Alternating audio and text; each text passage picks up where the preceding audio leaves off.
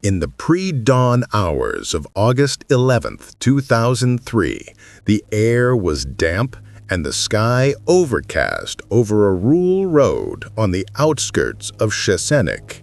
This is a small town in northern Poland, a quiet place with about 40,000 inhabitants, founded in the 14th century, surrounded by dense forests and vast farmlands. It's a place where routine is a clock, and almost everyone knows each other. And it was in this routine that Lech Chacinski lived. At 57 years old, Lech was the definition of the common man, a mechanic and driver, described by all as calm, polite, methodical, and punctual. He lived alone, led a simple life, and was a skeptic by nature. Someone who, according to friends, didn't tend to believe what he couldn't see with his own eyes. Lech had no interest whatsoever in ufology. He didn't read about ufology, didn't attend religious groups, and had no history of psychological problems. He was, perhaps, the last person on Earth one would expect to report a contact. And that is precisely why what happened shortly before dawn on that lonely road becomes one of the most disturbing and credible cases in modern ufology. To understand what happened to Lech, we need to understand the location.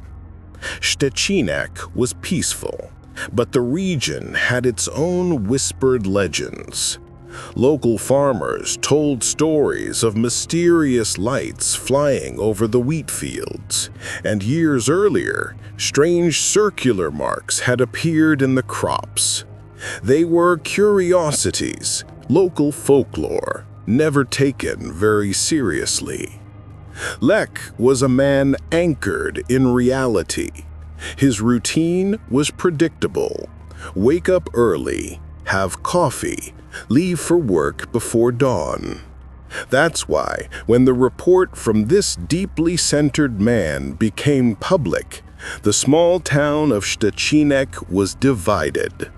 Some believed him immediately, shaken by their neighbors' seriousness. Others found it impossible that something so fantastic could have happened to such a rational person.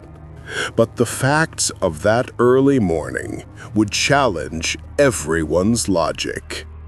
It was around 5 a.m.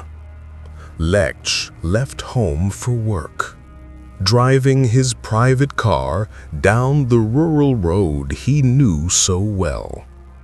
There was almost no traffic. It was the deep silence that precedes the sunrise. The road was narrow, flanked by fields, and it was there that he saw them. 3 figures standing on the shoulder. At first, Lech thought they were farm workers or perhaps fishermen, despite the strange hour. But as he got closer, he knew something was deeply wrong. The 3 figures didn't move. They were aligned in a triangular formation, as if waiting for him. Lech slowed down, curiosity taking over. When the car's headlights swept over the figures, reality dissolved. They were not human. They wore metallic, bluish-toned outfits that resembled spacesuits. On their heads, large, rounded helmets with dark, non-transparent visors. None of them made any gesture. They were motionless. Suddenly, the being in the middle raised its right arm, a slow, controlled movement until it was at shoulder height, pointing directly at Lech. It wasn't a wave, it was a command. The instant the arm was raised, Lech felt something unusual. a sudden pressure inside his head, and a feeling of paralysis that took over his body. He heard no sound, but he had the clear impression that someone was speaking directly into his mind, ordering him to stop the car. Without understanding what was happening, without his command, the vehicle slowed down on its own until it came to a complete stop. Lech kept his hands on the wheel, his body rigid, his gaze fixed. The three beings approached, slowly, in absolute silence. It was then that he noticed a detail he would never forget. The being in the center had a rectangular device on its chest that emitted lights flashing in sequence. On top of the helmet, there was a structure that looked like a camera. Seconds later, from that structure, a bluish beam of light emerged. What had been curiosity had turned into direct contact. As soon as that bluish-white beam of light shot out from the being's helmet, Lech felt a pressure in his head increase. It was like the sound of a deep vibration was inside his own body. He felt a heat on his face and arms, a dry heat unlike anything he had ever felt. The beam hit the front of the car. Seconds later, clear thoughts began to form in his mind, as if someone were speaking to him inside his own head. The first sentence he understood was, "Does hearing us frighten you?" Mentally, he answered yes. From there, a communication continued without any sound.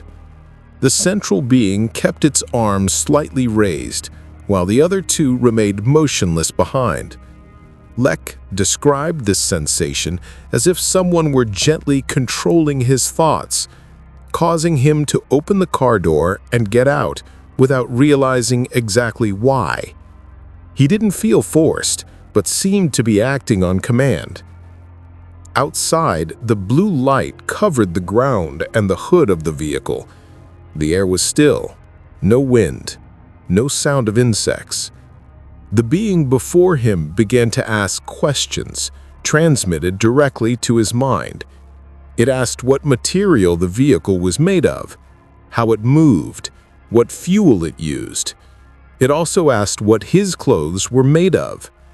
Mentally, Lech answered all the questions as best he could in Polish. The words seemed to be understood instantly. The tone of the communication was neutral, technical, without any emotion. During this dialogue, he noticed that the three beings' suits were identical. They wore boots and that luminous module on their chests. They had no visible tools or weapons. After these technical questions, a sort of main warning came. A message that, according to Lech, was not just for him, but for all of us. The first message was clear.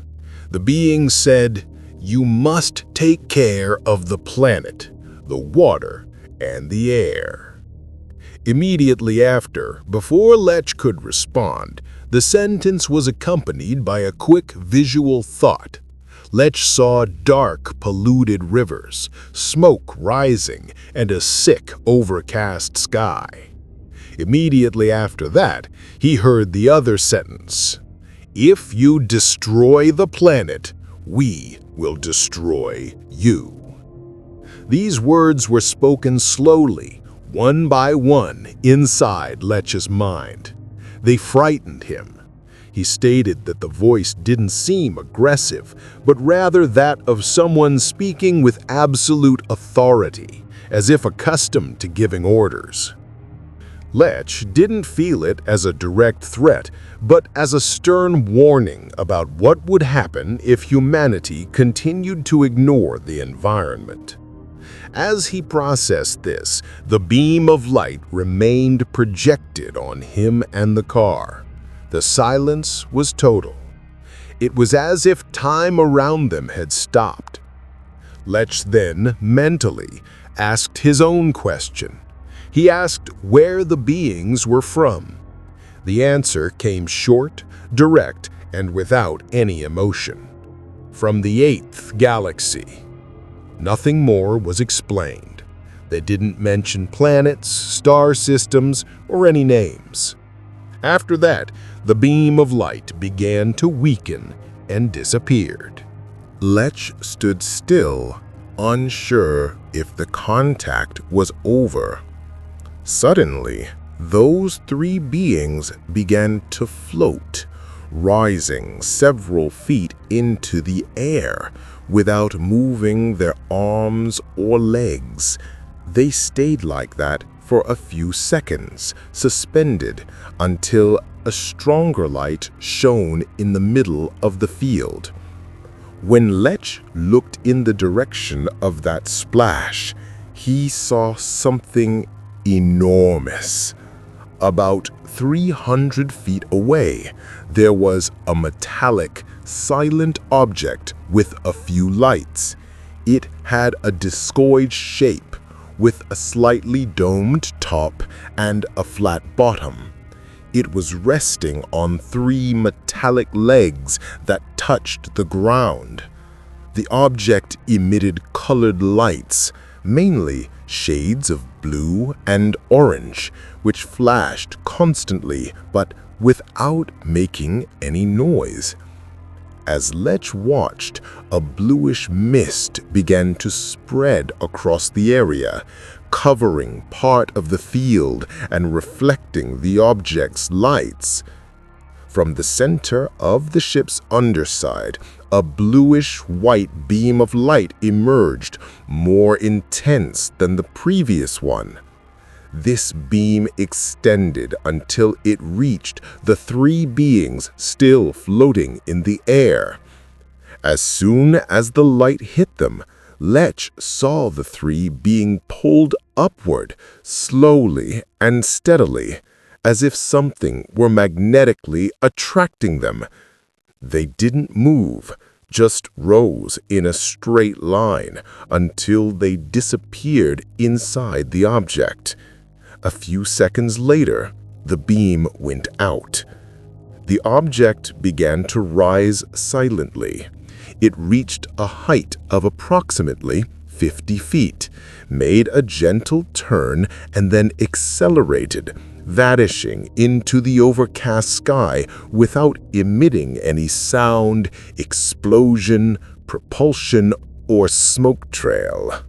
When it was all over, the field was covered in that light mist, and a strong smell of iron hung in the air. Still in shock, Lech walked to the spot where the object had landed.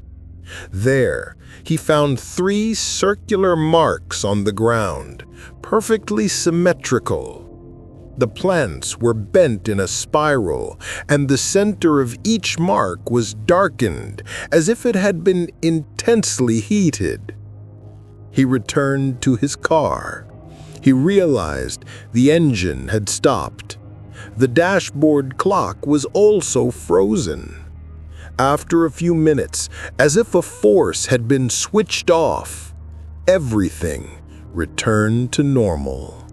Lech started the car and drove back to town, unable to understand what he had just witnessed. When he got home, Lech didn't tell anyone. He was afraid of being ridiculed. He lay down but couldn't sleep. His body felt strange, as if there were still a buzzing inside his head. This sensation lasted for 3 days, along with a headache and a slight fever. During this time, he began to draw what he remembered: the position of the beings, the shape of the object, the beam of light. He needed to record it before the memory failed. In the following days, he returned to the spot in the field. The 3 circular marks on the ground were still there, exactly as he remembered. Eventually, he told a trusted friend about the incident. This friend believed him and encouraged him to contact Polish ufology groups. Even as time passed, Lech remained shaken. He told the story without any changes, without seeking fame or money. He just wanted someone to help him understand. In 2004, investigator Brian Veik published the case, which gave it international attention. This caught the eye of Nancy Talbot of the American BLT research team, one of the world's foremost experts on plant anomalies, famous for studying crop circles. In 2006, Nancy traveled to Poland and met personally with Lech at a conference in Warsaw. He showed her the original images and the drawings he had made. Nancy described Lech as a simple, sincere man, still very shaken by the experience, with no sign of fabrication or contradiction. But it was the analysis of the marks that became crucial. According to Nancy, the pattern seen in the plants was similar to genuine crop circle deformations. The stems were bent, not broken. She collected soil and vegetation samples, which showed microscopic changes typical of exposure to thermal or electromagnetic energy. No evidence of direct fire was found, which ruled out the hypothesis of an artificial burn. Furthermore, Nancy recorded testimonies from other local residents who confirmed seeing a strong, strange light in the sky that same morning. No one else saw the beings, but the light was corroborated. The case was officially classified as a CE3, close encounter of the third kind. The repercussions were significant. The fact that there was a direct testimony, photos, telepathic communication, and physical marks led many to treat the case as rare and authentic. Researchers noted the similarity to another famous Polish case, the Emelson case of 1978, where a farmer also received a warning about the Earth's future. Of course, skeptics offered explanations. The main one, a hyponagogic experience. Since Lech was driving in the pre-dawn hours, he could have entered a state of exhaustion, a hallucination between sleep and wakefulness. Others suggested plasma lights, a rare atmospheric phenomenon. However, none of these theories could explain the physical marks analyzed by Nancy Talbot, nor the lights seen by the neighbors. Lech Chacinski's behavior also reinforced his credibility. He never tried to profit from the story. He returned to his routine as a mechanic and only spoke about the subject when questioned. Nancy Talbot stated that even years later, he still seemed emotionally shaken, but never changed a single word of the original account. Lech said that since that day, he never looked at the sky the same way again, and that no one had ever managed to convince him that it didn't happen. The warning from the 8th galaxy was not just a ufological event. It was an ultimatum delivered to a common man on a dark road in Poland. A message that echoes stronger today than in 2003. If you destroy the planet, we will destroy you. Could this be a universal rule? A cosmic directive that humanity is about to violate? Or was it the feverish delirium of a tired driver? But what about the marks on the ground? And the other witnesses? What does your intuition tell you about Lech Chacinski's account? Is there a piece of this puzzle that, for you, is the key to it all? Every like you leave on this video is a signal light to the algorithm, showing that the exploration of complex mysteries like this must continue. It's the support that drives us to go deeper in the next case. If you value this investigation, please confirm that you are already subscribed to the channel. For us to continue this work, your like and your subscription are fundamental. And of course, leave your comment. Did you already know about the Szczecinek case? Does the message Lech received resemble other accounts you know? See you in the next case.